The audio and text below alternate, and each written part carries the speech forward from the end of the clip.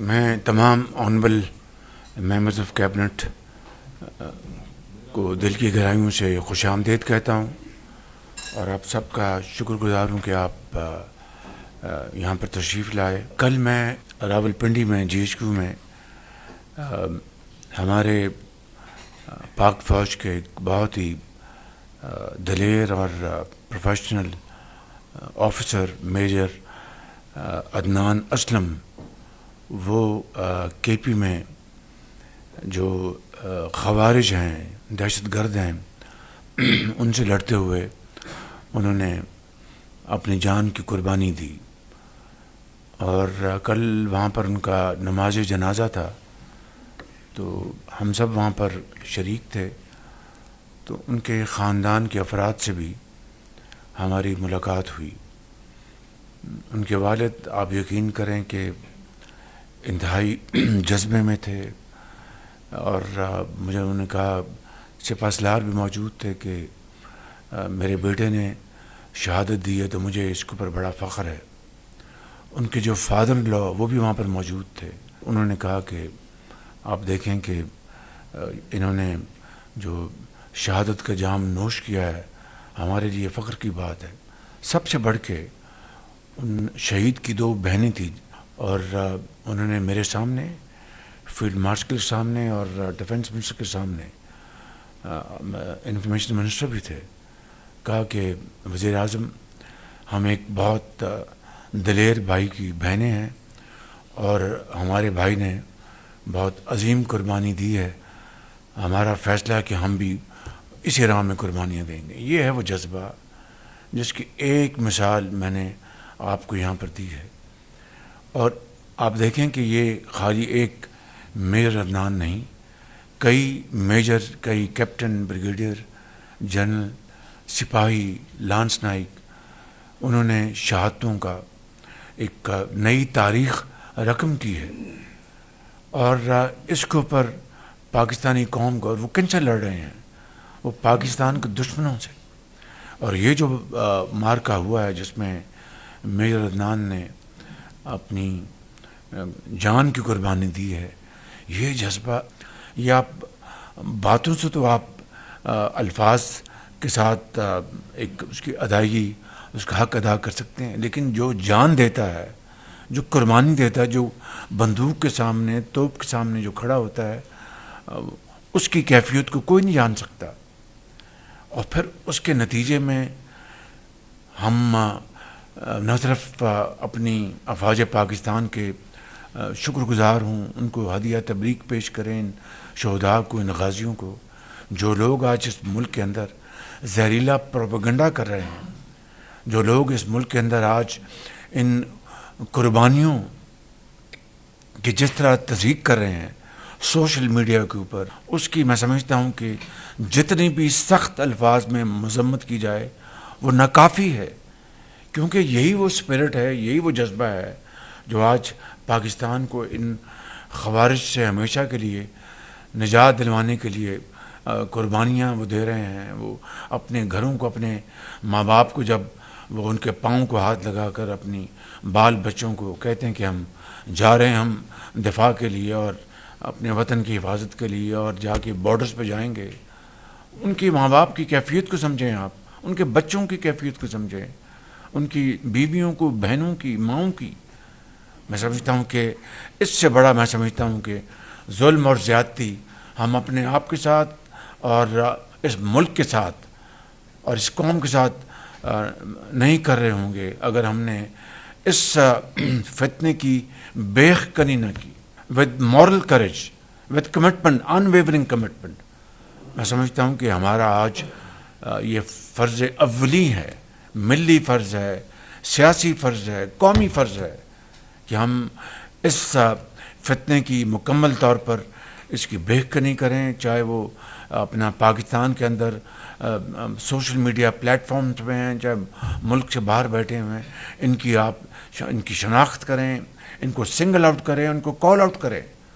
تو میں سمجھتا ہوں کہ آج اس کابینہ کا جو آغاز ہے، نہ صرف میں چاہتا تھا کہ میں اس عظیم قربانیوں کے حوالے سے کروں، اور پھر جس طرح ہماری افواج پاکستان کو، ان کی لیڈرشپ کو متون کیا جا رہا ہے.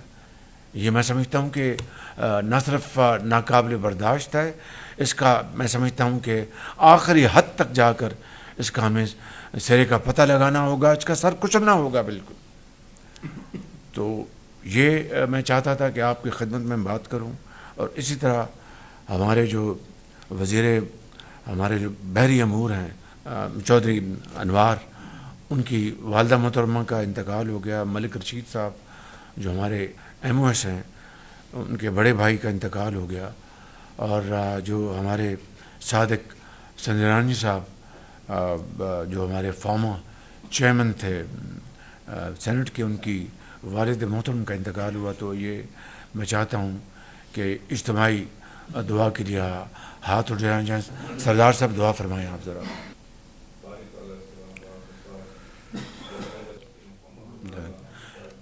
ابھی میں چین کے دورے سے ہو کے آیا ہوں. تو اس ضمن میں سب سے پہلے تو میں کابینہ کے ان تمام honourable ministers, advisers, S A P M, secretaries, درجہ بدرجہ آفیسرز، جنہوں نے ایس آئی ایف سی کے آفیسرز، جنہوں نے چین میں ہمارے جو بائیلیٹرل جو ایونٹس تھے اس میں انہوں نے بھرپور محنت کی، بڑی کوشش کی. اور اس کا نتیجہ ہے کہ ہماری جو بزنس جو کانفرنس ہوئی چائنا میں، تو میں آپ کو بلا خوف تردید بتا سکتا ہوں اس سے بہتر اور افیکٹو جو بزنس کانفرنس میں نے نہیں دیکھی. اور اس کے لیے تمام کابینہ کے میں ممبرس کو میں مبارکباد دیتا ہوں، عمومی طور پر اور خصوصی طور پر ان تمام کابینہ کے ممبرس کو، ان تمام سیکرٹریز کو جنہوں نے اس کام میں دن رات محنت کی. اور اس میں N C, S I F C بھی شامل ہے، ان کو، ان کی ٹیم کو، ڈپٹی پرائم منسٹر جو کہ فارن منسٹر بھی ہیں ان کو، ان کی ٹیم کو، فارن سیکرٹری کو، اور ہمارے جو امبیسڈر ہیں چائنا میں خلیل ہاشمی. اور ان سب کو میں ان کا شکریہ ادا کرنا چاہتا ہوں. انہوں نے پوری ایفرٹ کی اس میں. منسٹر آف پلاننگ، ان کی بھی بڑی شاندار کاوش ہے. تو اس حوالے سے یہ ہمارا جو بزنس ایونٹ ہے یہ انتہائی کامیاب تھا. لیکن it's all about follow up. اگر فالو اپ نہیں ہوگا تو it will be equal to not, zero, جو کہ ماضی کی ہماری بدقسمتی سے تاریخ رہی ہے. But I will not allow this status quo. I will not allow this to happen again. And I want to, where I would like to appreciate your outstanding efforts and untiring efforts. I want to make it abundantly clear, loud and clear, that I will not allow this time around any kind of complacency, any kind of undue delays, which unfortunately has been our history in the last 7.5 decades. So I want to make it clear, and my very humble request to you that now, after this meeting, please get on the task, be proactive, and take this matter most seriously. But if there is any complacency, any undue delay, I will not tolerate that. I want to make it loud and clear. Make no mistake about it. ہماری اپنا جہاں پر S C او کی meeting ہوئی، اس کے بعد ہماری bilateral meetings ہوئیں، پھر ان کی پریڈ تھی اس میں ہم شامل ہوئے. ایک دنیا کی ایک طاقت بن چکا ہے، اقتصادی اور ایک عسکری قوت بن چکا ہے، جو کہ اس کا مظاہرہ انہوں نے کیا. تو 4 انہوں نے جو سی پیک 2.0 کا جو اس کے خد و خال ہیں، جو پلرز ہیں، ایگریکلچر اور agriculture. Number 2 B2B investments, special economic zones, mines and minerals, اور KKH کا انہوں نے اعلان کر دیا. اس کی جو فائنینشیل ماڈل جو ہے اس کا بھی انہوں نے بتا دیا. 85% چین کی انویسٹمنٹ ہوگی اور 15% پاکستان کی ہوگی. یہ انہوں نے وہاں پہ اس کا اعلان کر دیا ہے. اور اب 26 سپٹمبر کو ایشن اقبال تشریف لے جائیں گے اور وہاں پر سی پیک 2.0 کا باقاعدہ انشاءاللہ اعلان ہوگا. میں ان ٹرمز آف فگر بتا دوں, جو بیجنگ میں جو ہمارا جو بزنس ایونٹ ہوا تھا, it کلمنیٹڈ in terms of announcements for $8.5 billion worth both JVs and MOUs. تو یہ بہت آپ سب کو مبارک ہو. اسی طرح کل الحمدللہ ہم نے امریکہ کی کمپنیوں کے ساتھ MOUs سائن کیے ہیں جو مائنز اینڈ منرلز کے حوالے سے وہ انویسٹمنٹس لے کے آئیں گے, اور خاص طور پر ان ایریاز میں جیمز اینڈ سٹونز میں جہاں پر ایک خزانے مدفن ہیں, جی بی میں, چترال میں اور بلوچستان میں. تو وہ اپنی ماڈرن ٹیکنالوجی لے کے آئیں گے, انویسٹمنٹ لے کے آئیں گے. اس کے لیے بھی ہمیں امریکہ کے ساتھ اپنے تعلقات کے بڑھانے میں ہم دن رات کام کر رہے ہیں, دن رات محنت ہو رہی ہے. ہمیں امریکہ کے ساتھ بھی اچھے تعلقات ہم نے بنانے ہیں, اور چین کے ساتھ ہماری جو اسٹریٹجک پارٹنرشپ ہے اس کو بھی اس میں بڑھوتی لے کے آنی ہے, اس کو طاقتور کرنا ہے.